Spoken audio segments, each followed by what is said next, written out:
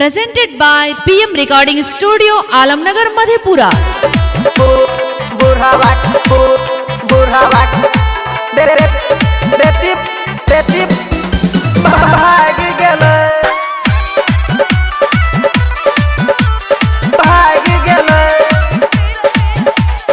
Presented by PM Recording Studio, Alamnagar, Madhepura. Madhepura में हाला भेले बुढ़ावा के बेटी भाग गेले। मधेपुरा में हाला भेले बुढ़ावा के बेटी भाग गेले। बुढ़वा गेलो रहे बहरा हो, कोई देलक न पहरा हो। दूगो छौरा के संग गेले बुढ़ावा के बेटी भाग गेले। मधेपुरा में हाला भेले बुढ़ावा के बेटी भाग गेले।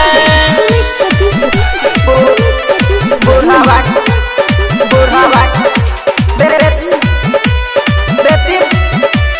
बेटी भाग गेले। Presented by PM Recording Studio, Alamnagar, Madhepura. छौरी रहे बेशरम नहीं कैले के शरम चले ओढ़नी उतारी हो। रहे राजावे से फसल ओकरा दिलावे में धसल के न रहत बेचारी हो। सब चिन्हता से काने छे की होले कोई न जाने छे। सच कह छिए बतिया भाई कल भला छल घटना हो।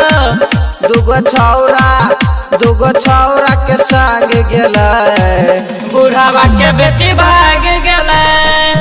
मधेपुरा में हाला भेले बुढ़ावा के बेटी भाग गेले। मधेपुरा में हाला भेले बुढ़ावा के बेटी भाग गेले। बुढ़ावा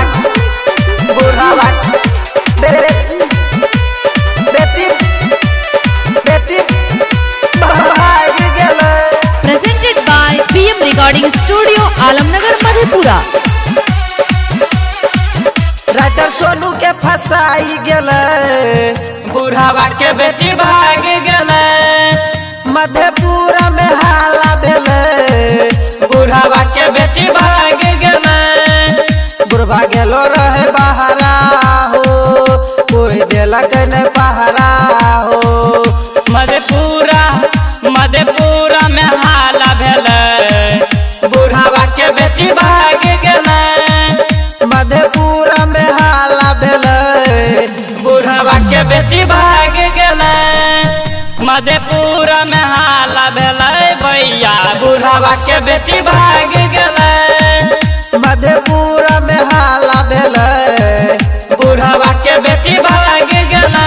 Presented by PM Recording Studio, Alamnagar, Madhepura.